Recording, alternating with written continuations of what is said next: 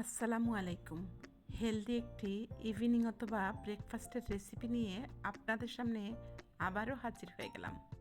তো আপনারা নিশ্চয়ই দেখেই বুঝতে পারছেন আজকে আমি আপনাদের সাথে প্যানকেকের একটি দুর্দান্ত রেসিপি নিয়ে হাজির হয়ে গেছি। তো বাচ্চারা কিন্তু একঘেয়েমি এক ধরনের নাস্তা খেতে পছন্দ করে না। তো তাদেরকে যদি এইভাবে কলা অথবা যে কোনো ধরনের ফল দিয়ে প্যানকেকটি তৈরি করে দেন, তারা কিন্তু অনায়াসে খেয়ে নেবে। তো আজকের এই প্যানকেকটির মূল উপকরণ হচ্ছে কলা এবং ডিম। তো প্যানকেকটি তৈরি করার জন্য আমি এখানে 3টি কলা ব্যবহার করব, সাথে আমি একটি ডিম নিয়ে নিয়েছি। তো কলা এবং ডিম ছাড়া আর যা যা লাগবে আমি তৈরি করতে করতে আপনাদের সাথে শেয়ার করে নিব। তো প্রথমে আমি চাকুর সাহায্যে কলাগুলোর ছিলকাটাকে ছাড়িয়ে নিচ্ছি। তারপর আমি চাকুর সাহায্যে এগুলোকে ছোট ছোট টুকরো করে নিচ্ছি।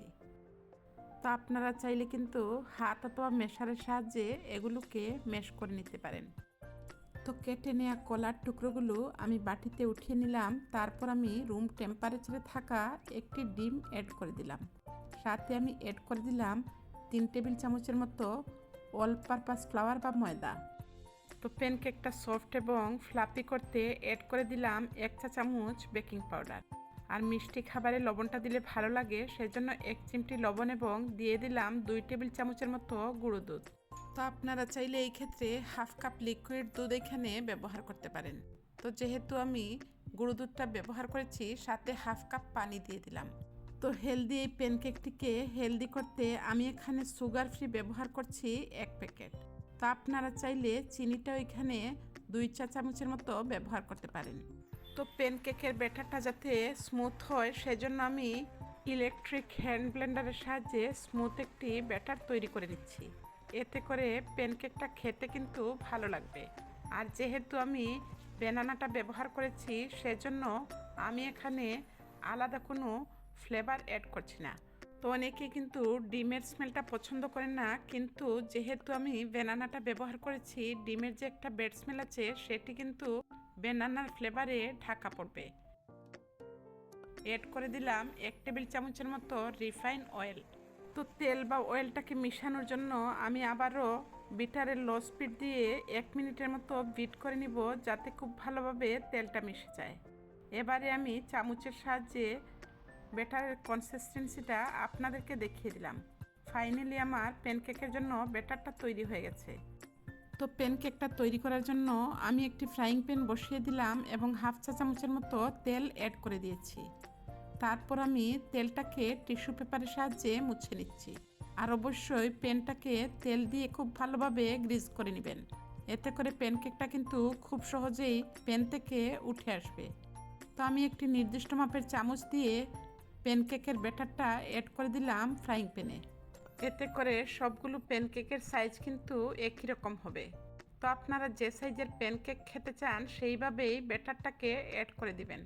তো এই পর্যায়ে আমি ঢাকনা দিয়ে ঢেকে রেখে দিলাম এবং চুলার আঁচটা কিন্তু আছে লো টু মিডিয়ামে। তো ঠিক 1 মিনিট পর ঢাকনাটা সরিয়ে নিয়েছি। এবারে আমি অপর পাশটা উল্টে দিচ্ছি। তো প্যানকেকের নিচের অংশটা হয়েছে সেটি বোঝার উপায় হচ্ছে, উপরে যখন বুদবুদের সৃষ্টি হবে তখনই বুঝে নেবেন নিচের অংশটা হয়ে গেছে। তো আবার আমি ঢেকে রেখে দিলাম 30 সেকেন্ডের জন্য। ফিরে আসলাম 30 সেকেন্ড পর।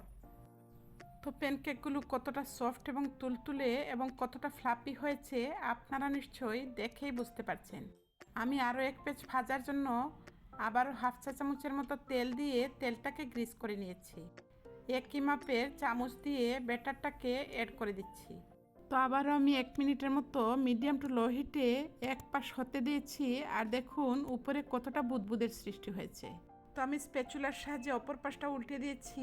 আবারও আমি 30 সেকেন্ডের মতো অপর পাশটাকে কুক করে নিব। তো আমি ঢাকা দিয়ে 30 সেকেন্ডের মতো কুক করে নিয়েছি। এবারে আমি একে একে প্যানকেকগুলো নামিয়ে নিলাম। তো এইভাবেই আমি সবগুলো প্যানকেক তৈরি করে নিয়েছি। তারপর আমি একটি প্লেটের মধ্যে উঠিয়ে নিলাম। তো যেহেতু কলা দিয়ে তৈরি করেছি, কতটা স্বাস্থ্যসম্মত আর কতটা সফট এবং তুলতুলি হয়েছে আপনারা নিশ্চয়ই দেখেই বুঝতে পারছেন। তো আপনারা চাইলে এই প্যানকেকগুলো কিন্তু এমনিতেও খেতে পারবেন। তো আজকে আমি নিউট্রেলা এবং মধুর সাহায্যে প্যানকেকগুলোকে সার্ভ করে নিচ্ছি। তো প্যানকেকের ভেতরের অংশে নিউট্রেলা লাগিয়ে নিচ্ছি। একইভাবে 2 পিসের মাঝখানে নিউট্রেলা লাগিয়ে নিয়ে একটার উপরে আরেকটাকে বিছিয়ে নিব। তো আপনারা চাইলে কিন্তু শুধু মধু দিয়েও খেতে পারবেন। তো এই প্যানকেকটা কিন্তু বাচ্চা থেকে বুড়ো যে কেউ খেতে পারবে, যেহেতু এটি অনেক সফট। তো দেখুন, আমি 2 পিসের মাঝখানে নিউট্রেলা লাগিয়ে নিয়ে একটার উপরে আরেকটা বিছিয়ে দিলাম।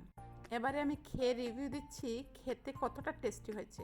মাশাআল্লাহ, আমি নিজে তৈরি করেছি বলে বলছি না, খেতে কিন্তু খুবই টেস্টি হয়েছিল। তো আপনারা চাইলে নিউট্রেলা ছাড়া কিন্তু মধু দিয়ে এইভাবে উপরে লাগিয়ে নিয়ে সার্ভ করতে পারেন।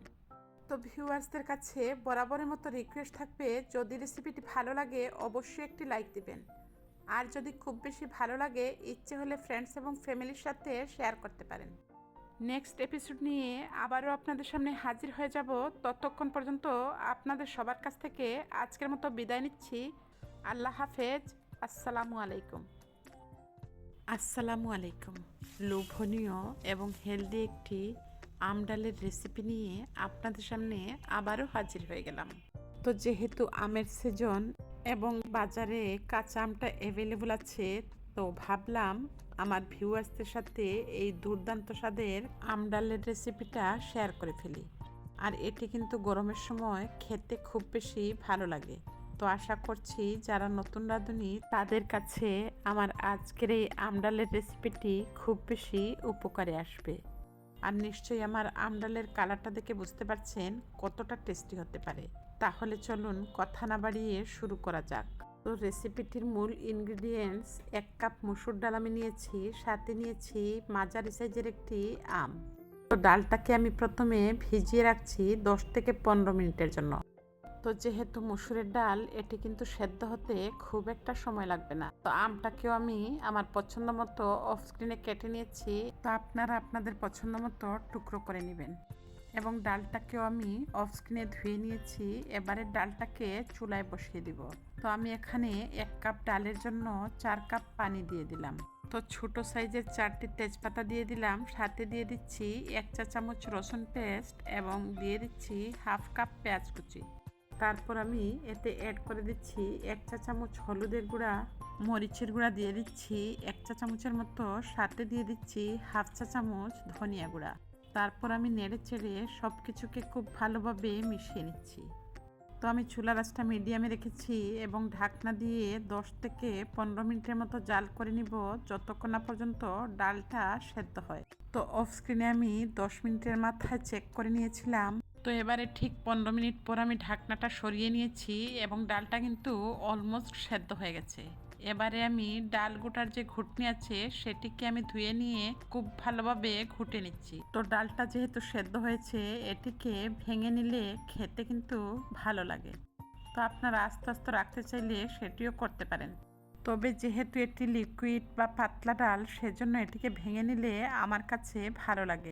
তো এই পর্যায়ে আমি স্বাদ মতো লবণটা অ্যাড করে দিচ্ছি। তো প্রথম পর্যায়ে অবশ্যই লবণটা দিতে যাবেন না, এতে করে ডালটা সেদ্ধ হতে চাইবে না। এবারে আমি এতে অ্যাড করে দিচ্ছি সেই কেটে রাখা আমগুলো। আর অবশ্যই ডালটা পুরোপুরি সেদ্ধ হওয়ার পর আমটা দেওয়ার চেষ্টা করবেন। তো আমটা যদি প্রথম অবস্থায় দেন, আমটা কিন্তু একদম ভেঙে যাবে এবং খুব বেশি টকটক ভাব চলে আসবে। তো এই পর্যায়ে আমটা দেওয়ার পর আমি আরও 1 কাপের মতো পানি অ্যাড করে দিয়েছি, যেহেতু আমার কাছে ডালটা বেশ ঘন মনে হয়েছিল। তো ঠিক 5 মিনিট পর ফিরে আসলাম। আমার আম ডালটা কিন্তু অলমোস্ট তৈরি হয়ে গেছে। আর দেখুন, আমটা কিন্তু সেদ্ধ হয়ে গেছে, কিন্তু পুরোপুরি গলে যায়নি। তো এই ডালের টেস্টটাকে বহুগুণে বাড়িয়ে দিতে আমি একটি ফোড়ন দিয়ে দিব। তো অপর চুলায় আমি ডালটাকে নামিয়ে নিয়ে একটি ফ্রাইং প্যান বসিয়ে দিলাম। রিফাইন অয়েল দিয়ে দিলাম 1/4 কাপ। তারপর আমি 5 থেকে 6 কোয়া রসুনকে কুচি করে নিয়েছিলাম, সেটিও অ্যাড করে দিলাম। দিয়ে দিলাম হাফ কাপের মতো পেঁয়াজ কুচি। তারপর আমি স্প্যাচুলার সাহায্যে অনবরত নেড়ে চেড়ে এগুলোকে ভেজে নিচ্ছি। আর অবশ্যই এই পর্যায়ে চুলার আঁচটাকে মিডিয়ামে রেখে পেঁয়াজ এবং রসুনটাকে 1 মিনিটের মতো ভেজে নেবেন। তো এই পর্যায়ে আমি 1/4 চা চামচ মেথি দানা অ্যাড করে দিলাম। আর অবশ্যই প্রথম অবস্থায় মেথি দানাটা অ্যাড করবেন না, এতে করে মেথি দানাগুলো পুড়ে যাবে। তো মিডিয়াম আছে আমি 3 মিনিটের মতো ভেজে নিয়েছি। আর দেখুন ফোড়নটা কিন্তু ডালের মধ্যে অ্যাড করার জন্য পারফেক্টলি তৈরি হয়ে গেছে। তো একদম লো আছে ডালটাকে বসিয়েছিলাম চুলাতে, তার উপরে আমি ফোড়নটাকে অ্যাড করে দিচ্ছি। আর অবশ্যই গরম ডালের উপরে ফোড়নটাকে অ্যাড করে দিবেন। আর এটিও কিন্তু একটি টিপস, এতে করে কিন্তু ডালের ফোড়নের টেস্টটা বহুগুণে বেড়ে যায়। তো ফাইনালি আমার ডালটা তৈরি হয়ে গেছে। এবারে ফাইনাল টাচ হিসাবে বেশ কিছু ধনেপাতা কুচি অ্যাড করে দিলাম। তারপর আমি ঢাকনা দিয়ে 1/2 মিনিটের মতো রান্না করে নিব। তো আমি চুলাটা বন্ধ করে দিয়েছি। এবারে আমি নামিয়ে দেখিয়ে দিচ্ছি এর ফাইনাল লুকসটা।